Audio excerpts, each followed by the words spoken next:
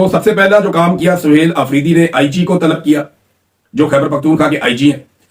उन्हें बुलाकर पूछा कि सनम जावेद खैबर पख्तूनख्वा से कैसे अगवा हुए। अब ये काम तो अली अमीन गंडापुर को करना चाहिए था, उन्होंने नहीं किया। लेकिन सुहेल अफरीदी ने एक तफसीली रिपोर्ट आज के दिन में जमा करवाने के लिए कह दिया आईजी खैबर पख्तूनख्वा को कि जमा कराओ जनाब रिपोर्ट, बताओ सनम जावेद खैबर पख्तूनख्वा से कैसे अगवा हुए।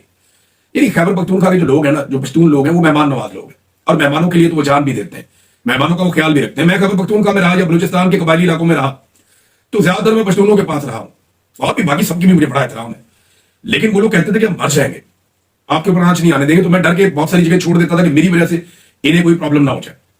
बहुत सारे लोगों को मुश्किल में मैं नहीं डालता था। तो ये इनका तो ये रवैया होता है पश्तूनों का।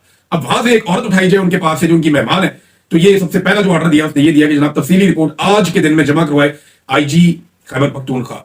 सुहेल अफरीदी के लिए जो बड़ा एक टास्क है वो इमरान खान से मुलाकात करना। गंडापुर साहब कहते थे कि मेरी मुलाकात हो नहीं पाती, लेकिन मैं इसमें मानता नहीं था कि गंडापुर साहब अगर चाहें और उनकी मुलाकात ना हो, क्योंकि उनके ताल्लुकात एस्टेब्लिशमेंट के साथ बहुत अच्छे थे। लेकिन गंडापुर साहब ने लगातार कहा कि मेरी मुलाकात होने नहीं दी जाती।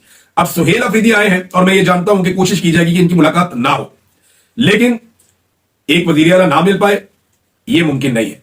जो घी सीधी उंगली से नहीं निकलता, ये उसको टेढ़ी उंगली से निकाल सकते हैं। खैबर पख्तूनख्वा के वजीर आला के पास ऐसे 100 रास्ते हैं जिनसे वो इमरान खान साहब से मिल सकता। दबाव कैसे डालना है, कैसे बढ़ाना है, अब जिस सीट के ऊपर सुहेल अफरीदी बैठे हैं वो सीट उन्हें खुद बताएगी कि किस तरीके से इमरान खान साहब से मुलाकात हो सकती है।